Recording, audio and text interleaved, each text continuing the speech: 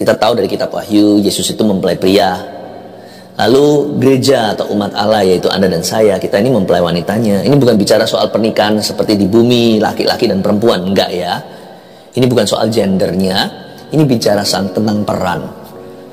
Bahwa Yesus itulah kepala gereja.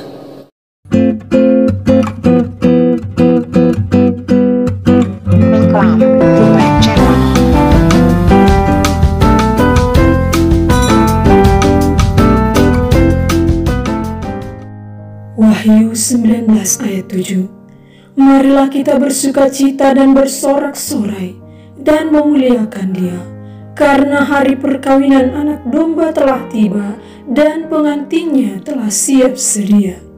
Kita akan mendengarkan firman Tuhan yang disampaikan oleh Pastor Philip Mentova tentang Kristus mempelai pria kita. Puji Tuhan, kita belajar firman ya. Langsung buka bersama dengan saya di kitab Kidung Agung pasal 3. Saya kasih judul Kristus mempelai pria kita. Apa artinya bagi hidup kita? Setiap kali kita samar-samar dapat penghayatan renungan firman tentang kabar mempelai itu, kita tahu dari kitab Wahyu, Yesus itu mempelai pria.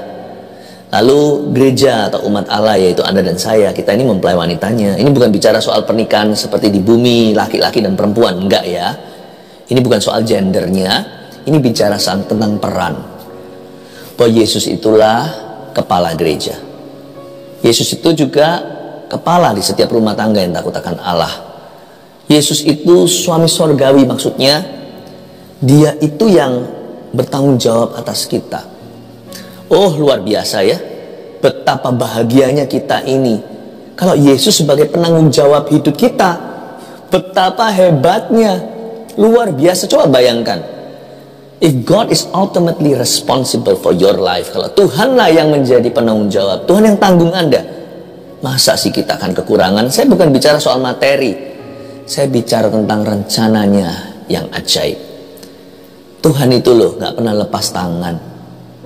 Sekalipun kadang terkesan Dia diam aja, kok belum menjawab doa, itu hanyalah ujian iman sementara. Tetaplah percaya, Kristus mempelai pria kita. Mari kita sekarang pahami apa artinya bagi kehidupan kita yang sementara di bumi ini. Mari kita baca dulu ayatnya, yaitu Kidung Agung pasal 3 ayat 6 sampai ayat 11. Saya bacakan iring-iringan mempelai ini. Apakah itu yang membubung dari padang gurun, seperti gumpalan-gumpalan asap tersaput dengan harum mur dan kemenyan, dan bau segala macam serbuk wangi dari pedagang? Lihat, itulah Joli Salomo, dikelilingi oleh 60 pahlawan dari antara pahlawan-pahlawan Israel.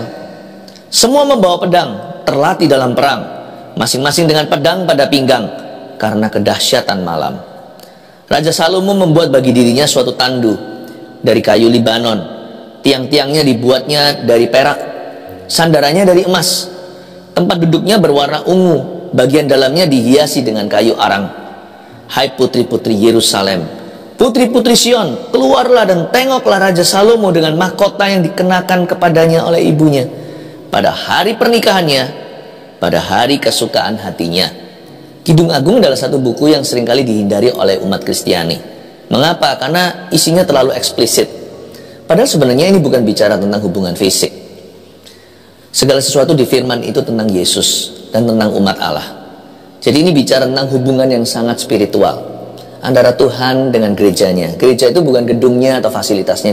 Gereja itu terutama adalah people-nya, orangnya, yaitu Anda dan saya. Waktu kita baca Kidung Agung, kita harus mengerti ini giliran siapa yang berbicara. Seluruh kitab Kidung Agung itu kadang itu adalah suara mempelai wanita, yang sebenarnya zaman itu dituliskan untuk gadis Sunem itu, yaitu istri sah Raja Salomo ketika Salomo masih hidup dalam takut akan Allah. Dan Salomo di sini melambangkan suami sorgawi kita, Yesus Kristus, sedangkan gadis Sunem tersebut melambangkan gereja, yaitu Anda dan saya. Kadang-kadang yang wanita yang bicara, kadang-kadang ayat tertentu yang pria. Nah, sekarang kita lihat yang wanita ngomong begini, lambang gereja Tuhan. Apakah itu yang membubung dari padang gurun, seperti gumpalan-gumpalan asap tersaput dengan harum mur dan kemenyan dan bau segala macam serbuk wangi dari pedagang. Siapa lagi yang paling harum kalau bukan Yesus, ya kan? Apakah itu? What is that? Atau lebih tepatnya, who is that? Bukan apa, tapi siapa? Siapa itu ya yang membubung dari padang gurun seperti gumpalan-gumpalan asap? Bagi dunia, Yesus memang gak kelihatan, tapi bagi kita yang percaya tanpa melihatnya, Yesus nyata. Kita itu bisa percaya Tuhan itu karena Bapa memilih kita, karena Tuhan memberi kita iman. Buktinya orang dunia juga susah banget mau percaya adanya Tuhan. Atau kalau mereka percaya adanya Tuhan, mereka juga gak percaya Tuhan Yesus. Karena itu, Yesus itu sekarang masih diselubungi awan, ditutupi awan. Apakah itu yang membubung dari padang gurun dari jauh, ya kan? Seperti gumpalan-gumpalan asap, masih tertutup rapat-rapat, masih diselubungi oleh awan yang kelam. Nanti suatu hari, seperti naiknya ke sorga, Yesus diangkat di atas awan-awan di depan 500 pasang mata dalam sejarah. Nanti dengan cara yang sama Yesus akan turun. Dia akan turun di atas awan-awan itu dengan jutaan malaikatnya. Sangkakala dibunyikan di akhir zaman. Ini semua nubuatan firman. Tapi sementara sekarang Yesus masih terselubung awan. Ayat 6 ini bicara tentang the second coming of Christ, atau kedatangan Tuhan yang kedua kali. Hubungan kita dengan Tuhan itu belum finalisasi sekarang ini, masih mungkin baru semifinalnya. Ayo kita harus terus berpegang teguh. Kita jangan lengah, jangan dicuri itu mahkota. Memang sekarang dia masih terselubung awan, tapi suatu hari dia akan dinyatakan pada dunia terang-terangan. Ketika dia turun di hadapan semua pasang mata yang masih hidup saat itu, entah kapan. Yesus itu gak akan selama-lamanya disembunyikan. Sekarang ini berita Injil diberitakan, barang siapa percaya dengan iman diselamatkan. Tapi nanti datang waktunya, masa anugerah sudah selesai. Dan waktu itulah Yesus akan dinyatakan terang-terangan pada dunia. Saat itulah penghakiman. Cepat lambat, mempelai pria kita itu akan kelihatan. Sekarang banyak orang menganggap gereja itu nyembah apa. Yang gak percaya bilang kita gila. Bahkan kalau kita sungguh-sungguh dibilang fanatik. Kita percaya Yesus dibilang dongeng atau halusinasi. Sekarang bolehlah orang gak percaya, jangan benci mereka. Malah kita harus ibadah dan doakan agar mereka bisa dicelikkan mata rohaninya, supaya mereka diinsafkan. Janganlah kita merasa lebih rohani. Kita ini justru beruntung hari ini bisa percaya Yesus. Orang lain mau percaya atas dasar kekuatannya sendiri, pakai hikmatnya, nggak bisa-bisa kok. Kita itu cuma-cuma dicelikkan mata. Kita harus doakan siapa anggota keluarga kita yang belum percaya Yesus, atau bahkan mereka yang membenci salib di luar sana. Kita harus doakan. Bahkan Tuhan suruh kita doakan musuh-musuh kita, berkati. Tuhan, ampuni mereka. Tuhan, beri mereka kesempatan untuk bertobat. Sekalipun sama-sama aku dan mereka gak melihat, tapi aku sudah percaya kepadamu. Mereka belum, ya Tuhan. Sekalipun kau masih diselubungi awan, tapi Roh Kudus-Mu sudah nyatakan kepada aku bahwa Yesus adalah Tuhan. Bukankah Roh Kuduslah yang menginsafkan dunia akan kebenaran? Bukan hanya akan dosa kita dan penghakiman. Aku itu beruntung bisa mengalami karya Roh Kudus. Mereka belum merasakannya. Tuhan, aku berdoa before the second coming, sebelum nanti Tuhan keluar di atas awan, sangkakala berbunyi dan terlambat sudah. I pray, aku berdoa supaya kekasih-kekasihku, orang-orang yang kukasih dan yang kukenal dalam hidup ini, mereka sudah menyerahkan hidupnya kepada Tuhan. Tahu nggak, hubungan kita dengan Tuhan itu belum final sekarang ini. Karena itu harus pegang teguh. Ujung keintiman dengan Tuhan Yesus itu adalah kedatangannya kedua kali, atau minimal yaitu saat kita mati. Kalau kita masih hidup saat kedatangannya, ya kita akan bertemu di awan-awan. Tapi kalau kita meninggal dunia sebelum kedatangannya, ya sudah, kita ketemu Tuhan setelah menutup mata. Ujung daripada keintiman dengan Tuhan hari ini, waktu kita menyembahlah, renungkan firman-lah, melayani, hidup kudus, buah-buah roh dalam hidup ini, dalam pekerjaan sehari-hari, di marketplace, di kantor kita kita memuliakan Yesus, tujuan akhirnya apa? Kedatangan Tuhan. Kita itu mau ketemu sama Tuhan nanti. Sekalipun kita sudah percaya Tuhan, tapi kan kita belum melihatnya. Paulus mengatakan gini dalam suratnya, kita itu seperti orang yang melihat Yesus, wajah Tuhan itu di cermin yang samar-samar. Tak seorang pun di antara kita, termasuk saya, yang melihat Tuhan muka dengan muka. Kita masih belajar mendengar suara Allah, belajar percaya, tapi kita sudah percaya. Jadi hubungan kita itu belum final. Karena itu jangan sampai kehabisan gas. Ayo tekun ikut Yesus, iringi Tuhan. Ujung dari semua yang kita lakukan dalam nama Tuhan ini adalah mau ketemu Tuhan. Kita itu loh, Anda dan saya mau ketemu Tuhan.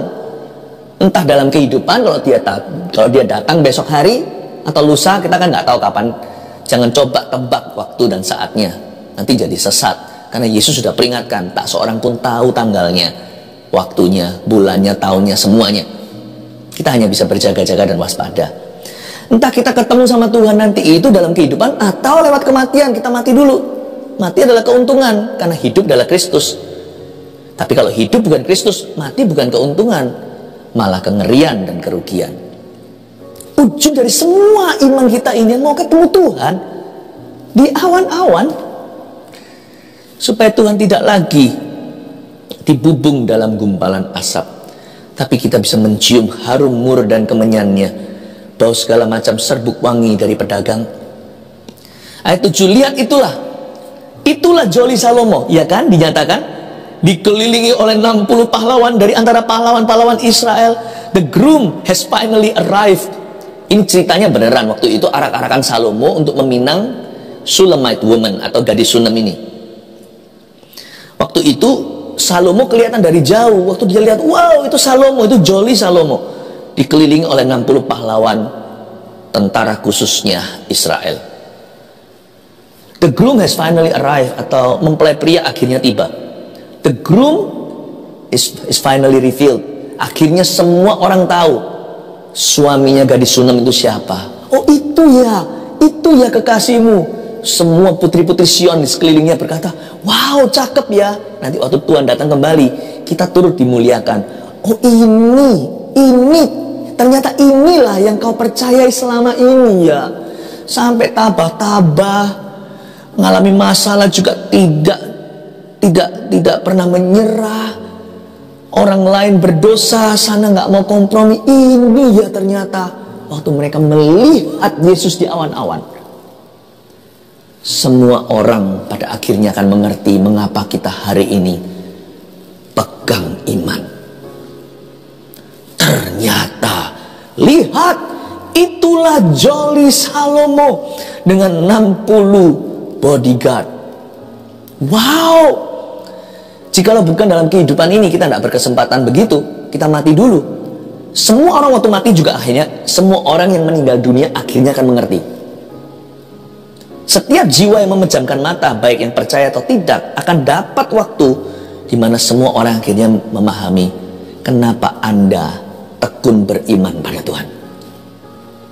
Oh, ternyata.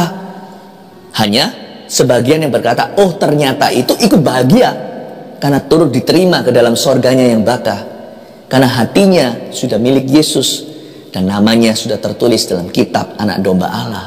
Oh ternyata, lalu kita sama-sama bahagia, kita saling berbahagia untuk satu sama lainnya. Tapi ada pula yang berkata, oh ternyata ini yang kamu percayai ya. Aduh, mati aku, matilah saya, aku belum percaya.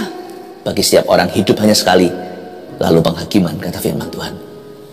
Itulah yang disebut kematian kedua. Ada orang yang tidak akan dilukai oleh kematian kedua. Ada orang yang akan dilemparkan ke lautan api lewat kematian kedua. Ada pula orang yang berkata, oh ternyata, dan akhirnya memahami mengapa Anda tetap tidak akan menyerahkan imanmu untuk apapun juga di hidup ini. Tapi pada saat itu terlambat sudah bagi mereka yang belum percaya. Waktu dia berkata, lihat itulah Joli Salomo. Kata Joli di sini artinya carriage. Joli ini sebenarnya tandu, arak-arakan, atau juga bisa diartikan ranjang sebenarnya. Joli. Makanya kalau kita berkata itu sepasang sejoli, itu berarti mereka itu satu kendaraan, satu arak-arakan, satu tandu. Itu artinya mereka itu kayaknya akan ke arah pernikahan. Mereka itu akan mengarungi kehidupan. Berdua, sepasang sejoli itu mengarungi kehidupan. Lihatlah itu joli Salomo. Look, Jesus. Saya bayangkan kalau saya mati gitu, suatu hari kita semua belum ketemu, Tuhan belum datang gitu, pasti saya akan mendapatkan, kita semua akan mendapatkan pengalaman seperti look, Jesus. Akulah jalan, kebenaran dan hidup. Tak seorang pun datang pada Bapa kecuali melalui aku. Di rumah Bapa aku ada banyak tempat tinggal. Kalau tidak, tentunya aku mengatakan kepadamu. Aku pergi untuk menyediakan tempat bagimu, Yohanes 14, supaya di mana aku berada, kamu pun berada. Kemana aku pergi, kau tahu jalan ke situ. Akulah jalan. Look, Jesus. Selain itu, mempelai pria itu bukan hanya bicara tentang nanti kita ketemuan, tapi juga ada aplikasinya untuk kita hari ini hidupnya. Ada benefit, ada keuntungannya bagi kita yang benar-benar mengerti bahwa Yesus itu suami surgawi. Kita itu gak akan hidup dalam worry. Kalau kita tahu kita itu anaknya Bapa. Burung di udara dia pelihara. Jangan cari seperti yang orang-orang dunia cari dan pikirkan setiap waktu 24 jam sehari. Hanya mereka perkara sia-sia. Tidakkah kau tahu, carilah dahulu kerajaan sorga dan kebenarannya. Kalau bekerja, konsentrasi. Berkat itu datangnya dari Allah. Dan lebih dari sekedar tahu kalau kita itu anak. Sebab anak mungkin masih bisa diyatim piatukan. Lebih erat hubungan daripada anak dan papa adalah hubungan suami dan istri. Karena orang tua dan anak tetap dua. Suami istri itu satu. Makanya kalau kita tahu, jikalau kita menyadari bahwa dia mempelai pria kita nggak akan pernah punya waktu dan kita nggak akan lemah imannya. Kita nggak akan punya energi untuk worry. Karena kita akan GR. Kita akan gede rasa dan kita akan confident dalam Tuhan. Kita akan yakin kalau kita tahu bahwa dia itu sangat cinta kepada kita. If you know he loves you, kalau Anda tahu Anda itu seberharga apa, kalau kita tahu status kita itu sebagai istri, masa istri kita itu takut sama pembantu kita, takut sama pegawai? Kalau suami kita setia, nggak mungkin lah. Nyonya pasti disegani di seluruh rumah tangga. Apalagi kalau istrinya itu dicintai, istrinya itu disanjung oleh sang suami. Seluruh perusahaan mana ada yang berani. Mereka takutnya sama bos. Tapi kalau sama istri bos, mereka juga akan berkata, Nyonya, ya kan? Kalau kita tahu diri, kenapa istrinya harus berjalan seputar sekeliling rumah, ketakutan, lalu minder di perusahaan? Kalau dia tahu dia itu siapa, dia akan berani, bukan semena-mena. Karena suaminya akan sedih kalau istrinya semena-mena. Kalau istrinya semena-mena, kan istrinya tidak memuliakan suaminya. Istri juga harus bisa menempatkan diri, itu bentuk tanggung jawabnya. Tapi jangan lupa, istri juga punya hak. Sebagaimana suami dihormati, istri juga disegani. Karena suami surgawi kita, Yesus itu mempelai pria. Dia itu setia. Efesus berkata dia sangat cinta. Dia cinta sama tubuhnya. Dia mengajarkan suami untuk mengasihi istri. Dia mengasihi jemaatnya. Dia mengasihi kita, memandikan kita dengan firman, mencucinya supaya kita itu tidak bercacat celah, supaya kita didandani layak menjadi permaisuri. Wow. Masa mungkin kalau kita tahu hak kita berjalan di perusahaan di mana sang suami adalah pemiliknya, lalu kita takut nanti dibentak sama satpam atau security-nya, mana berani. Kenapa kita hidup dalam ketakutan? Kenapa kita hidup dalam kekhawatiran? Kalau kita tahu who we are in Christ, kita itu siapa dalam Kristus. Coba saya tunjukkan ya, Kristus itu seperti apa. Seperti apa seriusnya untuk bela kita. Ayat 8, semua membawa pedang, terlatih dalam perang, masing-masing dengan pedang pada pinggang karena kedahsyatan malam. Kayaknya realnya ini Salomo sedang membawa arak-arakan penuh dengan kado hadiah cincin kawinnya. Karena dia raja, dia bawa 60 bodyguardnya. Itu semuanya tentara perangnya sehebat pasukan-pasukan Daud itu loh, pasukan khususnya. Semua bawa pedang, terlatih dalam perang, dalam kedahsyatan malam. Mungkin malam-malam dia datang. Tahukah bahwa pelindung kita semuanya dipersenjatai dan semuanya terlatih? Tahukah ada bala tentara malaikat sorga yang mengiringi kehidupan orang-orang benar dan orang-orang kudusnya? Kalau di dalam kejadian ini secara aslinya, waktu Salomo membawa barang-barang berharga sebagai mas kawinnya, demi supaya melindungi semua itu jangan sampai dirompak di tengah jalan, bajak laut, bajak daratan, dan juga dari kaum Beduin saat itu, mereka mungkin yang bisa mencuri di zaman Salomo. Salomo menaruh tentara-tentara khusus, 60 itu sekeliling dia, belum lagi itu di dalam kerajaannya. Tahukah keluarga saat teduh yang saya cintai, but there are more soldiers, lebih banyak tentara tak kelihatan di sekelilingmu daripada semua musuhmu di hidupmu.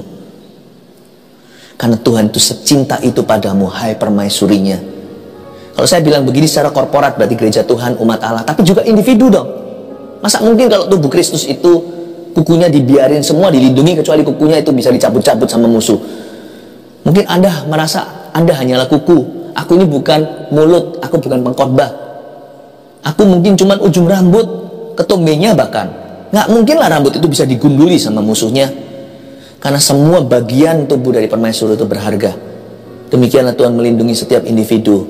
Sebab engkau adalah members of the body of Christ, adalah anggota daripada tubuh Kristus. Semua itu dipersenjatai. Ada malaikat yang tak kelihatan.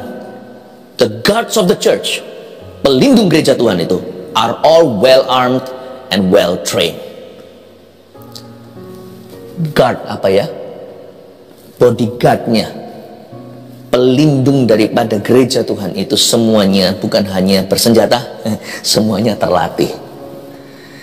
Ayat 9, Raja Salomo bukan hanya berhenti di situ melindungi, tapi memelihara. Coba lihat ayat 9, Raja Salomo membuat bagi dirinya, coba lihat suatu tandu tadi, joli tadi. Dan ditunjukkan sekarang materinya. Tandu ini terbuat dari apa? Materialnya dijelaskan untuk apa sih? Apakah ini semua firman keisengan? Tidak.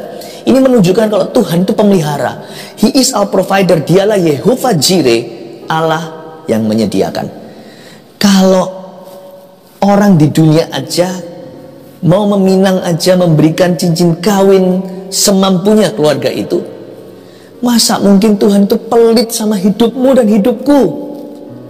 Status kita memang masih sekarang belum kembali ke Tuhan. Kita belum ketemu muka dengan muka. Tapi tunangan aja sudah menjadi hak miliknya. Gak mungkin Tuhan itu akan meminangmu tangan kosong dan hampaan. Karena itu orang Kristen gak usah motivasian. Udah menjadi sifatnya Tuhan untuk memberi. Udah menjadi sifatnya Tuhan untuk berbagi. Sudah menjadi sifatnya Tuhan untuk memelihara. Dia itu the great protector. Udah gak usah disuruh. Jikalau pesawat itu ada kecelakaan, ada orang tertentu tuh berjiwa besar, pasti ngalah itu pelampungnya. Pasti dia yang gendong nenek-nenek tua. Anak-anak kecil pasti dia yang tolong jikalau tenggelam di dalam air. Misalkan kalau pesawat itu jatuhnya di lautan, lalu ada juga yang masih selamat.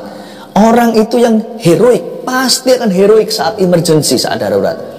Tuhan tuh nggak usah secara darurat aja kelihatan waktu di kayu salib. Coba lihat, Tuhan berkata apa sama Yohanes, murid yang dikasihinya? Itu mamamu. Dia menunjuk ke Ibu Maria supaya jangan sampai hari ini nggak ada yang take care dia karena sudah tua. Yesus kan mati. Dia berkata sama ibu, itu anakmu.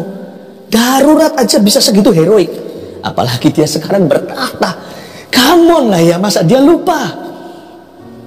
Raja Salomo membuat bagi dirinya suatu tandu. Ini tandunya. Tandu ini bukan tahtanya. Tahtanya ada di Yerusalem. Ini tandu adalah tandu untuk meminang. Jangan bilang tahta di sorga deh. Itu sudah gak terhingga nilainya, materinya. Coba kita lihat ya, tandu untuk menjemput kita. Sebelum kita mati tuh loh, hari per hari gimana dia pelihara. Coba lihat tuh, suatu apa aja. Dia membuat bagi dirinya suatu tandu, ayat 9, dari kayu Libanon. Hah? Kayu Libanon itu kayu aras yang paling mahal. Nggak karatan, nggak rayapan. Itu bisa tahan sampai mungkin bisa ratusan tahun jikalau bukan ribu. Tiang-tiangnya dibuat dari perak, sandarannya dari emas. Kenapa kok ada dari perak, kok nggak emas semua? Kalau emas semua kan jelek ya. Jadi diselang-seling. Jangan mentang-mentang kaya raya bisa beli bahan paling mahal, kasih semua yang paling mahal, jadi nggak ada seni. Karena sama dia dibaurkan, disemburkan, ya, diperkan atau dipasangkan antara emas dan perak. Tuhan itu nggak berlebihan kalau memberkati. Sekalipun dia punya segala sesuatu, dia nggak limpahkan sampai kita serakah, sampai kita rakus, sampai kita itu belum makan sudah sakit, belum kenyang masih makan sudah sakit perut. Enggak lah. Jadi jangan pernah kita marah kalau Tuhan kasih kita seolah-olah second best, third best. Bukan materi yang standarnya tertinggi, bukan yang bukan yang speknya yang paling mahal. Nggak apa-apa, karena Tuhan itu juga memperhatikan apa yang cukup bagi kita. Belajar percaya, jangan serakah, jangan iri sama orang lain. Tiang-tiangnya dibuat dari perak, tapi sandarannya dari emas. Tuhan tahu mana berkat yang perlu lebih banyak, mana yang perlu lebih sedikit. Tapi Tuhan tuh tahu bagaimana takaran yang penuh bagi kita. Saya sih berdoa seperti Salomo untuk kita semuanya. Tuhan, jangan buat aku terlalu miskin supaya aku jangan mencuri, jangan buat aku terlalu kaya hingga aku lupa. Setiap orang itu punya kemampuan sendirilah, stamina. Tempat duduknya berwarna ungu, bagian dalamnya dihiasi dengan kayu arang. Kagum saya, luar biasa Tuhan. Hai putri-putri Yerusalem, putri-putri Sion, keluarlah dan tengoklah Raja Salomo dengan mahkota yang dikenakan kepadanya oleh ibunya pada hari pernikahannya. Wow, pada hari kesukaan hatinya. Ini bicara tentang weddingnya Salomo. Nanti kalau Anda lihat pasal 4, dia sudah menikah. Nah, sekarang saya kasih 3 poin sederhana. Kristus mempelai pria kita, apa artinya bagi hidup kita, supaya Anda tahu status diri sendiri, supaya nggak lagi berjalan menunduk penuh dengan worry atau rasa kekhawatiran, kecemasan, overthinking. 1, kita harus menjaga nama baiknya. Ini implikasinya bagi kita menjadi mempelai wanita, menjadi mempelai perempuan Tuhan di dunia. Karena Tuhan itu kan masih terselubung di dalam awan-awan. Dia masih dibubung dengan gumpalan-gumpalan asap. Berarti orang nggak bisa kenal Tuhan kita. Kalau mau tahu Kristus seperti apa, mereka harus lihat kita. Anda mau tahu suaminya kan nggak kelihatan sekarang. Mana suaminya? Di situ ada nyonya. Anda bicara sama istrinya, Anda bisa mereka kira-kira suaminya kayak apa. Ini suaminya berpendidikan tinggi nih, atau ini suaminya berwibawa. Lihat istrinya. Nah, indahnya adalah kita itu berada di posisi strategis sebagai anak-anak Tuhan, sebagai gereja, sebagai umat Allah. Kita itu berada di posisi yang sah untuk memuliakan namanya. Celakanya kalau kita salah, kalau kita ngawur, kalau kita jahat, kalau kita busuk pula nama Tuhan, padahal bukan Tuhan yang berbuat. Karena hubungan kita dengan Tuhan itu masih LDR, long distance relationship. Ini mungkin juga sebagai satu pesan, kalau memang ada yang LDR, setia ya. Kalau memang ada yang long distance relationship atau hubungan jarak jauh, beda negara atau beda kota, beda pulau, yang setia, oke?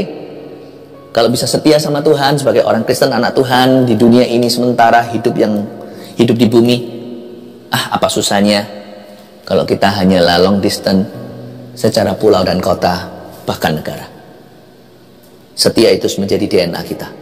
Tapi ingat ya, hubungan kita sama Tuhan itu masih tergolong hubungan jarak jauh. Meskipun Tuhan itu intim dekat, rohnya sudah didepositokan, seluruh Roh Kudus, Allah, Roh Kudus itu sudah ada di dalam diri kita. Tuhan tidak pernah kasihnya instalasi, Tuhan curahkan roh di dalam hati orang yang percaya. Kasih Yesus dicurahkan dalam hati kita melalui Roh Kudus. Tapi kita harus mengerti bahwa peran kita di sini, kita harus jaga nama baiknya. Karena orang tidak bisa lihat Tuhan, mereka hanya bisa lihat orang percaya. Jadi sebagai wife atau istri, kita punya role, punya peran, punya duty, punya responsibility, kita punya tanggung jawab di hadapan Tuhan dan di hadapan dunia. Sempurna nggak ada, tapi asal kita berusaha. Kalau kita salah, kita ngomong sorry pun biasanya orang akan toleran. Yang paling dibenci itu adalah kemunafikan. Asal kita hidup dalam ketulusan, orang tahu kita belajar. Malah justru beberapa orang yang percaya Yesus melihat Anda begitu real, begitu nyata, begitu mendarat. Orang berkata, Aku kok kagum sama orang ini, aku mau kenal Tuhannya. Padahal mungkin Anda baru berbuat sesuatu yang kurang atau salah, tapi Anda mengakuinya.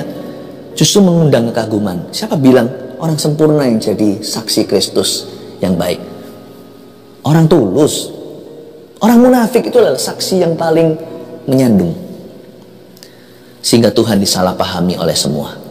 Nomor 2, Kristus adalah pelindung dan pemelihara kita.